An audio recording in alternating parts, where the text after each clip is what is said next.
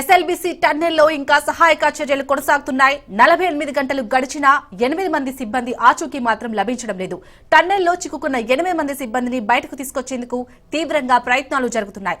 Loco train రాకపోకలకు 9వ kilometre వద్ద అంతరాయం కలిగింది. అయితే మరమ్మతులు చేసి సమస్యను పరిష్కరించేందుకు ఇటు ప్రయత్నాలు జరుగుతున్నాయి.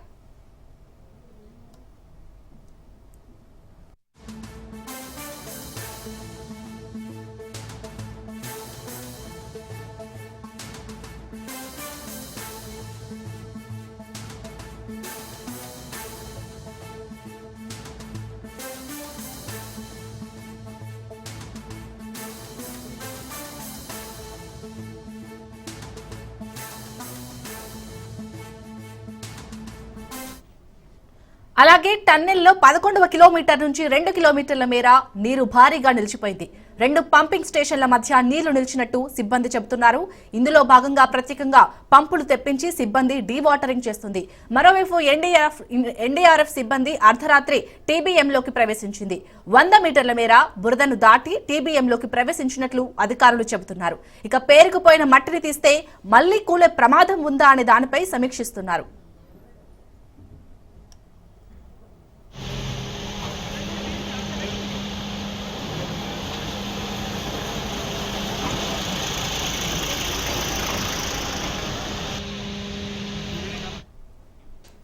రెస్క్యూ ఆపరేషన్ లో ఇటు నేవీ టీం కూడా పాల్గొంది. ఇప్పటికే ఈ ఆపరేషన్ లో ఎన్డీఆర్ఎఫ్, ఎస్డీఆర్ఎఫ్, సింగరేణి బృందాలు ముమ్మర గాలింపు చర్యలు చేపట్టాయి. షిఫ్ట్ల వారీగా సహాయక చర్యలో పాల్గొంటున్నాయి. మొత్తం సహాయక చర్యలో 301 మంది సిబ్బంది పాల్గొన్నారు. మరోవైపు ఈ రెస్క్యూ ఆపరేషన్ లో భారత సైన్యం రంగంలోకి దిగింది.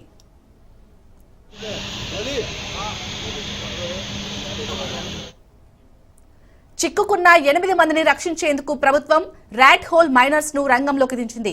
ఢిల్లీ నుంచి ఘటనా స్థలానికి కాసేపటి క్రితమే చేరుకున్నారు. 6 మైనర్లు లోపల ఉన్న వారిని రక్షించేందుకు రెస్క్యూ ప్రారంభించనున్నారు. 2023లో ఉత్తరాఖండ్ సిల్కియారా సొరంగంలో 41 మంది కార్మికులు చిక్కుకోగా 17 రోజులు ప్రయత్నించినా అధికారులు బయటికి తీసుకురాలేకపోయారు. చివరికి ఈ ర్యాట్ హోల్ మైనర్లు ఒక్క రోజులోనే వారిని సురక్షితంగా బయటకు తీసుకొచ్చారు. దీంతో వీరినే ఇప్పుడు ఇక్కడకు రప్పించారు. ఇక ఇదే అంశంపై మరింత సమాచారాన్ని మా ప్రతినిధి సాగర్ అందిస్తారు. ఎస్ఎల్బీసీ టన్నెల్ ప్రమాద ఘటనకు సంబంధించి ఇంకా 8 మంది లోపలే చిక్కుకున్న పరిస్థితి. దీనికి సంబంధించి ఇప్పుడే ర్యాట్ మైనర్స్ సంబంధించి ఉత్తరాఖండ్లో సేవ్ చేసిన ఈ టన్నెల్కి సంబంధించిన ప్రమాదంలో ఎక్స్పర్ట్లను అయితే అధికారులు పిలిపించడం జరిగింది. మనతో పాటు ఉన్నారు, ఒకసారి మాట్లాడిపోయింది. భయ్యా आप कहाँ से आया? हम दिल्ली से आए हैं। इससे पहले कहाँ किया था? हमने उत्तराखंड में किया था। सिलक्यारा टनल में 41 मजदूरों की जान बचाई थी। वहाँ पर पाइप डालकर हमने सुरंग बनाई थी और जब उनको निकाला था बाहर। अब यहाँ पर हम जाएंगे अभी एनडीआरएफ, एसडीआरएफ के साथ यहाँ की सिचुएशन देखकर जब बताएंगे हम क्या कर सकते हैं यहाँ पर। अभी उससे पहले हम कुछ नहीं बता सकते। आप कितना आदमी आया? हम 6 लोग आए हैं, अभी 6 आदमी आए हैं, अभी 6 और आ रहे हैं। हमारी 12 की टीम है। अभी वहाँ उत्तराखंड में कैसा प्रमाद था? अभी यहाँ तो 14 किलोमीटर का नीचे गिर गया बोल के बोल रहा, उधर कैसा था? वहाँ तो इससे थोड़ा कम था, ये तो थोड़ा हार्ड है। इसका तो बहुत ज़्यादा प्रोसेस है, मतलब लंबा। यहाँ पानी भी है, वहाँ पानी नहीं था, वहाँ पर सूखा था और वहाँ पर पहाड़ बैठ गया था 62 मीटर की लंबाई में। तो उसको हमने खोद कर सुरंग बनाई थी, उसमें पाइप डाला था। इस तरीके से हमने 41 मजदूरों को निकाला था बाहर। लेकिन यहाँ का प्रोसेस देखना पड़ेगा, अभी हम अंदर गए नहीं है। देखने के बाद बताएंगे क्या सिचुएशन है यहाँ की। अभी यहाँ तो 1 किलोमीटर के आसपास पानी और ये मट्टी गिट्टी आ गया कहते हैं। कैसा करते आप, कैसा मूव होते? देखो जो भी कुछ है वो भी करा जाएगा, पानी हो या गिट्टी हो या गारा हो, कुछ भी हो सब करा जाएगा। लेकिन देखने के बाद बताएंगे, अभी कुछ नहीं बोलेंगे हम। अब उत्तराखंड में किया, पूरा आदमी को बचाया वहाँ? हाँ पूरा आदमी, 41 आदमी पूरे निकले थे एकदम सेफ। अभी यहाँ तो अंदर 8 आदमी है, अभी तक 48 आवर्स हो गया, वो लोग जिंदा होंगे क्या? अभी इस बारे में मैं कुछ नहीं कह सकता हूँ।